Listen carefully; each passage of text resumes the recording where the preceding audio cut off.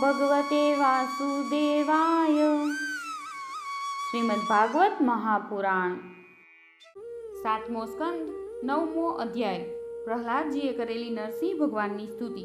નારદજી કહે છે, આ પ્રમાણે સ્તુતિ કરવા છતાં પણ બ્રહ્મા, શંકર વગેરે બધા જ દેવો નરસિંહ ભગવાનના ક્રોધાવેશને ન તો શાંત કરી શક્યા કે ન તો તેમની પાસે જઈ શક્યા. કોઈને નૃસિંહ ભગવાનના આ ભયંકર રૂપને કઈ રીતે શાંત કરવું તેની સમજ પડતી ન હતી. દેવોએ ભગવાનને શાંત કરવા માટે સ્વયં લક્ષ્મીજીને મોકલ્યા. તેમણે જઈને જ્યારે નરસિંહ ભગવાનનું તે મહા અદ્ભુત રૂપ જોયું ત્યારે ભયને લીધે તેઓ તેમની નજીક પણ જઈ શક્યા નહીં. તેમણે આવું અદ્ભુત રૂપ ન તો ક્યારેય જોયું હતું કે ન તો સાંભળ્યું પણ હતું. પછી બ્રહ્માજીએ પોતાની પાસે જ ઊભેલા પ્રહલાદજીને એમ કહીને મોકલ્યા કે બેટા, તારા જ પિતા પર તો ભગવાન ક્રુદ્ધ થયા હતા, તો હવે તું જ તેમની પાસે જઈને તેમને શાંત કર.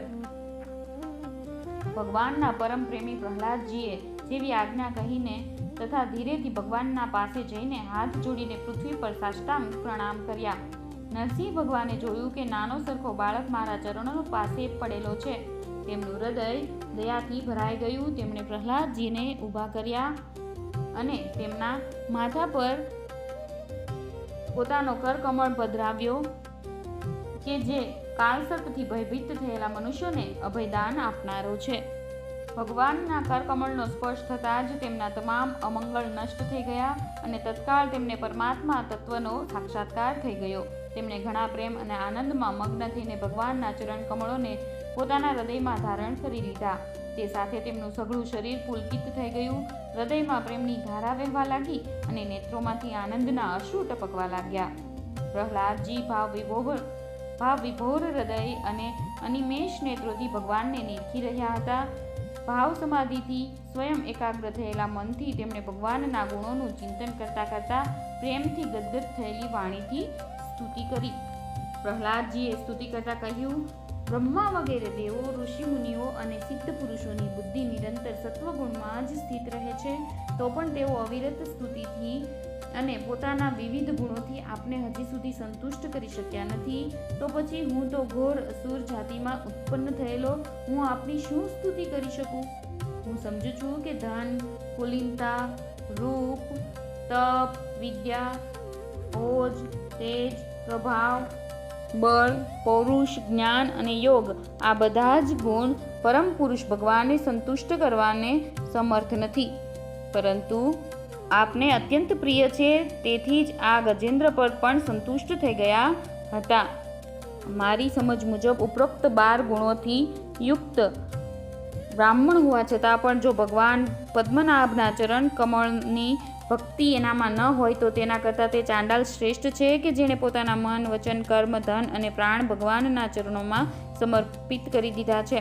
કારણ કે તે ચાંડાળ પોતાના કુળ શુદ્ધાને પવિત્ર કરી દે છે અને શ્રેષ્ઠતાનું અભિમાન રાખનારો તે બ્રાહ્મણ તો પોતાને પણ પવિત્ર કરી શકતો નથી. સર્વશક્તિમાન પ્રભુ આપ્તકામ હોવાને લીધે તેમને કોઈની સેવા પૂજાની જરૂર નથી. છતાં પણ તેઓ કરુણાવશ ભોળા ભક્તોના કલ્યાણ માટે તેમના વડે કરાયેલી પૂજા સ્વીકારી લે છે. જેમ પોતાના મુખનું સૌંદર્ય દર્પણમાં દેખાતા પ્રતિબિંબને પણ સુંદર બનાવી દે છે, તેવી જ રીતે ભક્ત ભગવાન પ્રત્યે જે સન્માન વ્યક્ત કરે છે તે સ્વયં સન્માનિત થાય છે.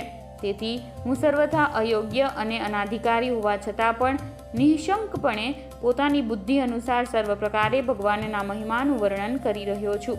આ મહિમાના ગાનનો જ એવો પ્રભાવ છે કે અવિદ્યાને લીધે સંસારના ચક્રાવામાં પડેલો જીવ તત્કાળ પવિત્ર થઈ જાય છે. હે ભગવાન, આપ સત્વગુણના આશ્રય છો. આ બ્રહ્મા વગેરે તમામ દેવો આપના આજ્ઞાંકિત ભક્તો છે. તેઓ અમારા દૈત્યોની જેમ આપની સાથે દ્વેષ કરતા નથી. હે પ્રભુ, આપ મોટા મોટા સુંદર સુંદર અવતાર ગ્રહણ કરીને આ જગતના કલ્યાણ અને અભ્યુદય માટે તથા તેને આત્માનંદની પ્રાપ્તિ કરાવવા માટે અનેક પ્રકારની લીલાઓ કરો છો. જે અસુરને મારવા માટે આપે ક્રોધ કર્યો હતો તે મરાઈ ચૂક્યો છે. હવે આપ પોતાનો ક્રોધ શાંત કરો.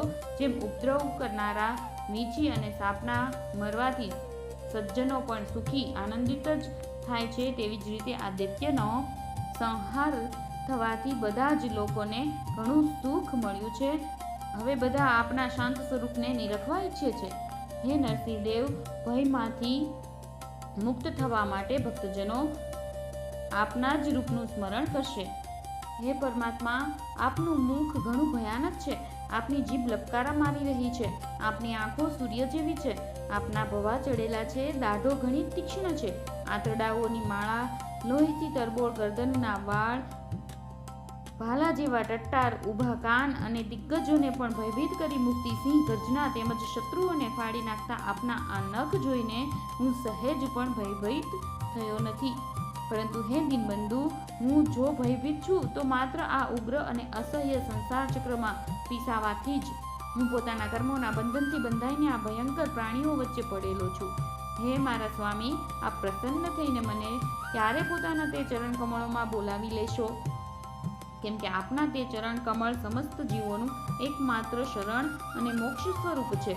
હે અનંત, હું જે યોનિઓમાં ગયો તે બધી જ યોનિઓમાં પ્રિયના વિયોગથી અને અપ્રિયના સંયોગથી થતા શોકના અગ્નિમાં શેકાતો રહ્યો. તે દુઃખોને દૂર કરનારું જે ઔષધ છે તે પણ દુઃખરૂપ જ છે. હું ખબર નહીં અનાત્મ વસ્તુઓને આત્મા સમજીને ક્યારથી આમ તેમ ભટકી રહ્યો છું.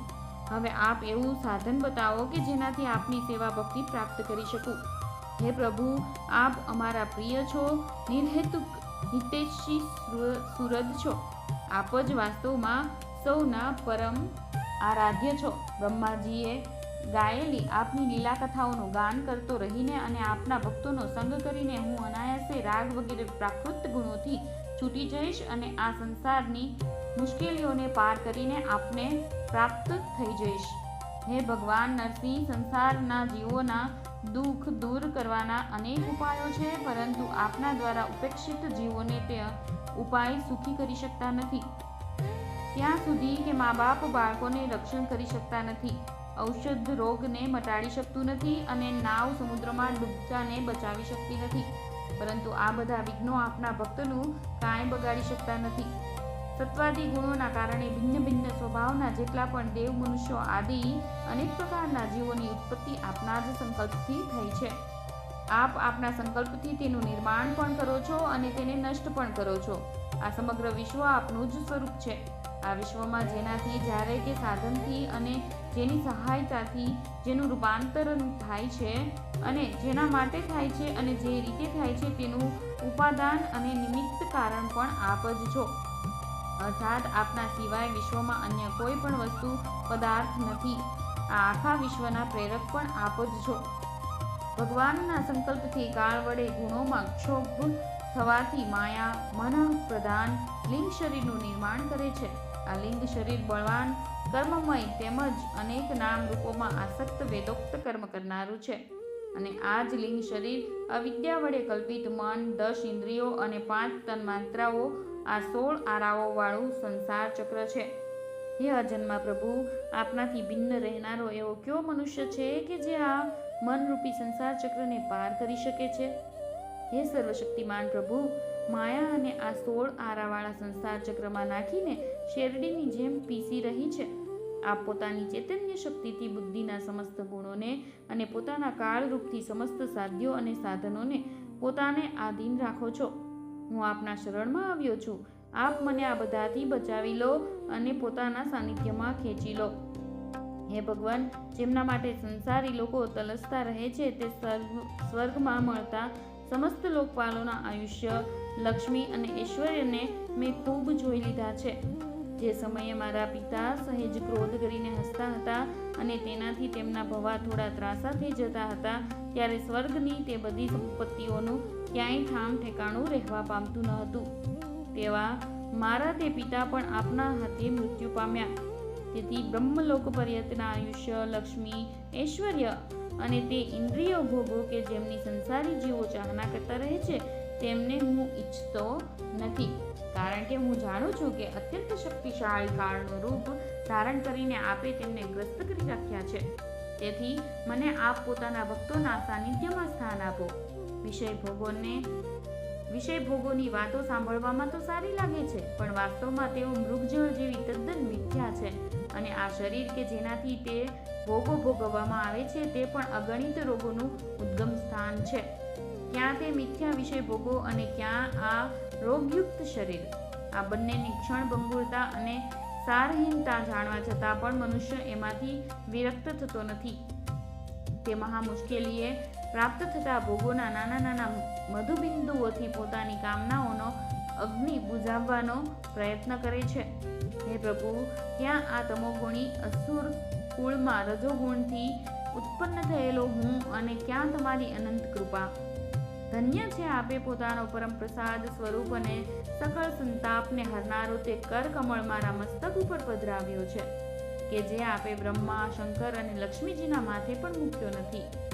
આપનામાં બીજા સંસારી જીવોની જેમ નાના મોટા ભેદભાવ નથી, કારણ કે આપ સૌના આત્મા અને અકારણ પ્રેમી છો, અને તેમ છતાં કલ્પવૃક્ષ સમાન આપનો કૃપા પ્રસાદ પણ સેવા ભક્તિથી જ પ્રાપ્ત થાય છે.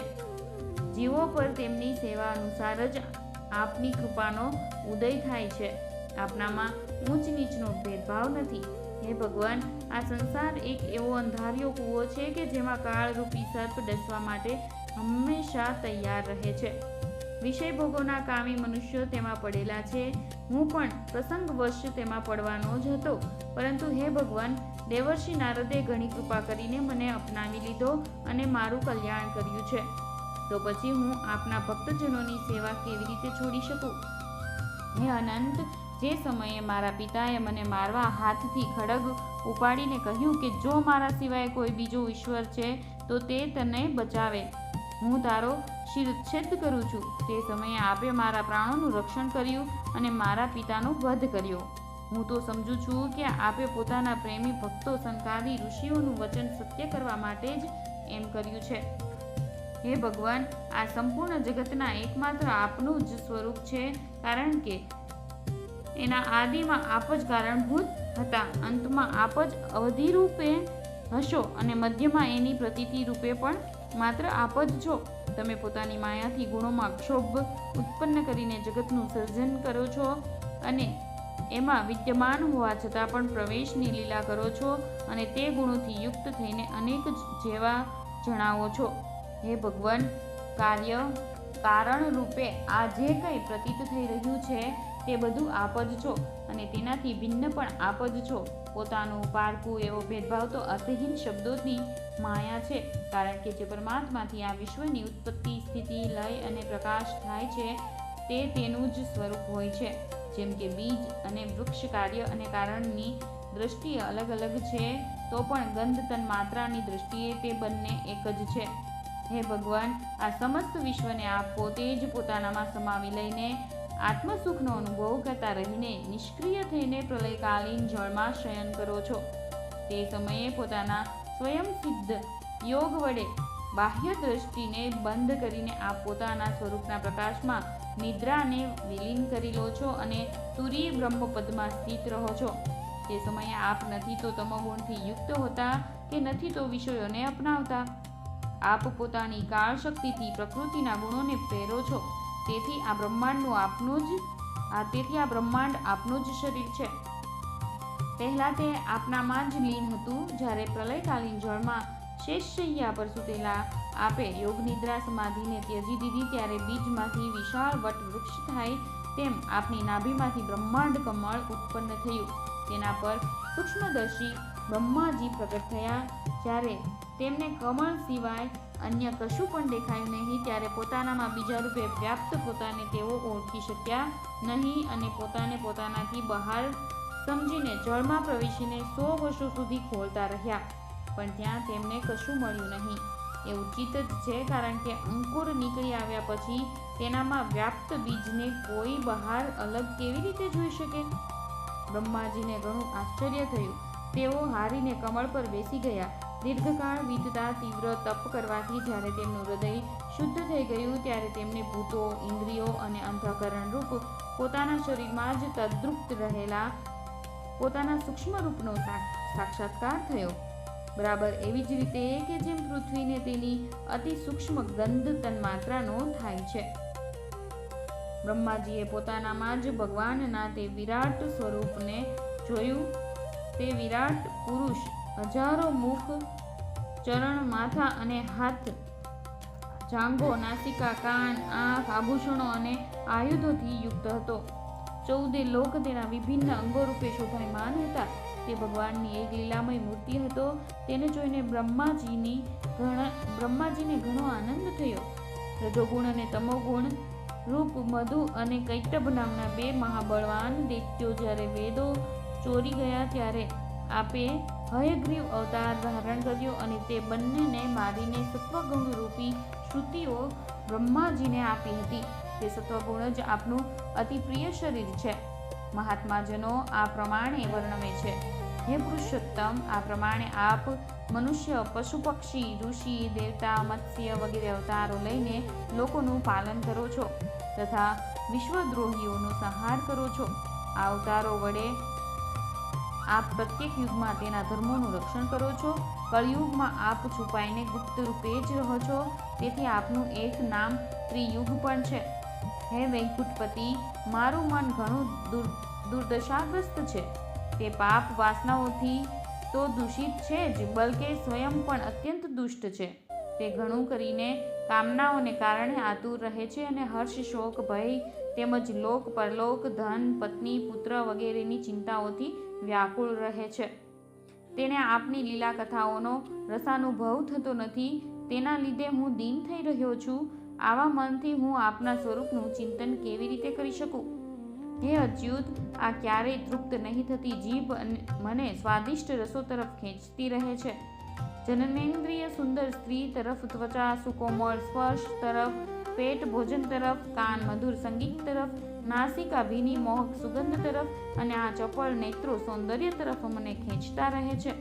આ ઉપરાંત કર્મેન્દ્રિયો પણ મને પોતાના વિષયો તરફ લઈ જવા પ્રયત્ન કરતી જ રહે છે. મારી તો એવી દશા થઈ રહી છે કે જાણે કોઈ પુરુષની ઘણી બધી પત્નીઓ તેને પોતપોતાના શયનખંડમાં લઈ જવા માટે ચારે બાજુથી ખસડી રહી હોય. આ પ્રમાણે આ જીવ પોતાના કર્મોના બંધનમાં પડીને આ સંસારરૂપી વૈતરણી નદીમાં પડેલો છે. જન્મમાંથી મૃત્યુ પામતો, મૃત્યુમાંથી જન્મ લેતો અને એ બંને વડે કર્મ ભોગ કરતો કરતો આ જીવ ભયભીત થયેલો છે. આ પોતાનું છે, આ પારકું છે એવા ભેદભાવથી યુક્ત થઈને એ કોઈની સાથે મિત્રતા તો કોઈની સાથે શત્રુતા કરે છે. આપ આ મૂઢ જીવ જાતિની આ દુર્દશા જોઈને કરુણાથી દ્રવિત થાઓ. માયારૂપી નદીથી પાર રહેનારા હે પ્રભુ, આ પ્રાણીઓને પણ હવે પાર ઉતારો. હે જગદગુરુ, આપ આ જગતની ઉત્પત્તિ, સ્થિતિ અને પાલન કરનારા છો. ત્યારે પરિશ્રમ દિનજનોના પરમ હિતેશી હે પ્રભુ, ભ્રાંત થયેલા મૂઢજનો જ મહાપુરુષોના વિશેષ અનુગ્રહને પાત્ર હોય છે. અમને તેની કોઈ જરૂર નથી, કારણ કે અમે આપના પ્રિયજનોની સેવામાં રત રહીએ છીએ. તેથી પાર ઉતરવાની અમને ક્યારેય ચિંતા હોતી નથી. હે પરમાત્મા, આ ભવ વૈતરણીમાંથી પાર ઉતરવું એ બીજાઓ માટે અવશ્ય મુશ્કેલ જ છે, પરંતુ મને તો તેનો સહેજ પણ ભય નથી, કારણ કે મારું ચિત્ત તો આ વૈતરણીમાં નહીં, આપની તે લીલાઓના ગાનમાં મગ્ન રહે છે કે જે લીલાઓ સ્વર્ગીય અમૃતને પણ તિરસ્કૃત કરનારી પરમ અમૃત સ્વરૂપ છે. હું તે મૂઢ પ્રાણીઓ માટે ખેદ અનુભવું છું કે જેઓ આપના ગુણગાનથી વિમુખ છે અને વિષયોના માયામય મિથ્યા સુખને પામવા પોતાના માથે સમગ્ર જગતના ભારનું વહન કરે છે. મારા સ્વામી, મોટા મોટા ઋષિમુનિઓ તો પોતાની મુક્તિ માટે ઘણું કરીને નિર્જન વનમાં જઈને મૌન વ્રત ધારણ કરી લે છે. તેઓ બીજાઓના કલ્યાણ માટે કોઈ વિશેષ પ્રયત્ન કરતા નથી, પરંતુ મારી દશા તો જુદી જ છે. હું તો ભ્રાંત અસહાય દિનજનોને છોડીને એકલો મુક્ત થવા ઈચ્છતો નથી અને તે ભટકતા જીવો માટે આપના સિવાય અન્ય કોઈ સહારો પણ દેખાતો નથી. ઘર સંસારમાં ફસાયેલા લોકોને મૈથુન વગેરેનું જે સુખ મળે છે તે અત્યંત તુચ્છ તેમજ દુઃખરૂપ જ છે. જેમ કે કોઈ બંને હાથે ખણી રહ્યો હોય તો તેમાં પહેલાં ક્ષણિક સુખ અનુભવાય છે, પણ પછીથી દુઃખ જ છે. આ જ પ્રમાણે અજ્ઞાની મનુષ્યો ઘણું દુઃખ ભોગવવા છતાં પણ તેનાથી ધરાતા નથી. આનાથી ઉલટું ધીર પુરુષો જેમ ખણ સહી લે છે તે જ રીતે કામ વગેરે આવેગોને પણ સહી લે છે. સહી લેવાથી જ તે આવેગોનો નાશ થાય છે. હે પુરુષોત્તમ, મોક્ષ પ્રાપ્તિના 10 સાધન પ્રસિદ્ધ છે. મૌન, બ્રહ્મચર્ય, શાસ્ત્ર શ્રવણ, તપ, સ્વાધ્યાય, સ્વધર્મ પાલન, શાસ્ત્રોની તર્ક પ્રમાણિત વ્યાખ્યા, એકાંત સેવન, જપ અને સમાધિ. પરંતુ જેમની ઇન્દ્રિયો વશમાં નથી તેમના માટે આ બધા સાધન વ્યાપાર માત્ર બની રહે છે, અને દંભીઓ માટે તો જ્યાં સુધી તેમનું મિથ્યાત્વ જણાતું નથી ત્યાં સુધી બધા જીવન નિર્વાહના સાધન જ બની રહે છે, અને મિથ્યાત્વ ખુલ્લું પડી ગયા પછી તો તેમનું આ ઉપજીવિકાનું સાધન પણ નષ્ટ થઈ જાય છે. વેદોએ આપના બીજ અને અંકુર સમાન બે રૂપ બતાવ્યા છે, કાર્ય અને કારણ. વાસ્તવમાં તો આપ પ્રાકૃત રૂપથી પર છો, પરંતુ આ કાર્ય અને કારણ રૂપો સિવાય આપને જાણવા માટેનું કોઈ બીજું સાધન જ નથી. કાષ્ઠ ઘર્ષણથી જેમ અગ્નિ પ્રગટ કરવામાં આવે છે તેવી જ રીતે યોગીજનો સાધનાથી આપને કાર્ય અને કારણ બંનેમાં જ ખોળી કાઢે છે, કારણ કે આ બંને વાસ્તવમાં આપનાથી ભિન્ન નથી, બલકે આપનું જ સ્વરૂપ છે. હે અનંત પ્રભુ, વાયુ, અગ્નિ, પૃથ્વી, આકાશ, જળ, 5 તન્માત્રાઓ, પ્રાણ, ઇન્દ્રિયો, મન, ચિત્ત, અહંકાર, સમસ્ત જગત તેમજ સગુણ અને નિર્ગુણ સર્વ કાંઈ એકમાત્ર આપ જ છો. બીજું તો શું, મન અને વાણી વડે જે કંઈ વર્ણવવામાં આવ્યું છે તે સર્વ આપનાથી ભિન્ન નથી. સમગ્ર કીર્તિના આશ્રય હે ભગવાન, આ સત્વ વગેરે ગુણો અને એ ગુણોના પરિણામભૂત મહતત્વ વગેરે દેવો, મનુષ્ય તેમજ મન વગેરે કોઈ પણ તમારા સ્વરૂપને જાણવાને સમર્થ નથી, કારણ કે આ બધા આદિ અને અંતવાળા છે, જ્યારે તમે અનાદિ અને અનંત છો. આવું વિચારીને જ્ઞાનીજનો શબ્દોની માયાથી ઉપરત થઈ જાય છે. હે પરમ પૂજ્ય, આપની સેવાના 6 અંગ નમસ્કાર, સ્તુતિ, સમસ્ત કર્મોનું સમર્પણ, સેવા, પૂજા, ચરણ કમળોનું ચિંતન અને લીલા કથાઓનું શ્રવણ. આ 6 અંગોવાળી સેવા વિના આપના ચરણ કમળોની ભક્તિ કેવી રીતે પ્રાપ્ત થઈ શકે, અને ભક્તિ વિના આપની પ્રાપ્તિ કેવી રીતે થાય? હે પ્રભુ, આપ તો પોતાના પરમ પ્રિય ભક્તજનોનું પરમહંસોનું સર્વસ્વ જ છો. નારદજી કહે છે, હે યુધિષ્ઠિર, આ પ્રમાણે ભક્ત પ્રહલાદે ઘણા પ્રેમથી પ્રકૃતિ અને પ્રાકૃત ગુણોથી રહિત ભગવાનના સ્વરૂપભૂત ગુણોનું વર્ણન કર્યું. ત્યારબાદ તેઓ ભગવાનના ચરણોમાં માથું નમાવીને ચૂપ થઈ ગયા. નરસિંહ ભગવાનનો ક્રોધ શાંત થઈ ગયો અને તેઓ અત્યંત પ્રેમ તથા પ્રસન્નતાપૂર્વક બોલ્યા. શ્રી નરસિંહ ભગવાન બોલ્યા, હે પરમ કલ્યાણ સ્વરૂપ પ્રહલાદ, તારું કલ્યાણ થાઓ. હે દૈત્ય શ્રેષ્ઠ, હું તારા પર અત્યંત પ્રસન્ન છું. તારી જે અભિલાષા હોય તે મારી પાસેથી માંગી લે. હું જીવોની ઈચ્છાઓને પૂરી કરનારો છું. હે આયુષ્યમાન, જે મને પ્રસન્ન કરી લેતો નથી તેને મારા દર્શન પ્રાપ્ત થવા અત્યંત મુશ્કેલ છે, પરંતુ જ્યારે મારા દર્શન થઈ જાય છે ત્યાર પછી પ્રાણીના હૃદયમાં કોઈ પણ પ્રકારનો તાપ રહેવા પામતો નથી. હું સમસ્ત મનોરથોને પૂરા કરનારો છું. તેથી બધા જ કલ્યાણકામી પરમ ભાગ્યવાન સાધુજનો જીતેન્દ્રિય થઈને પોતાના સઘળી વૃત્તિઓથી મને જ પ્રસન્ન કરવાનો પ્રયત્ન કરે છે. નારદજી કહે છે, અસુરકુળ ભૂષણ પ્રહલાદજી ભગવાનના અનન્ય પ્રેમી હતા. તેથી મોટા મોટા લોકોને પ્રલોભનમાં નાખનારા વરદાનો વડે પ્રલોભિત કરવા છતાં પણ તેમણે તેમની તે વરદાનોની ઈચ્છા કરી નહીં. 7મા સ્કંધ અંતર્ગત પ્રહલાદ ચરિત્રમાંનો ભગવાનનું સ્તવન નામનો 9મો અધ્યાય સમાપ્ત.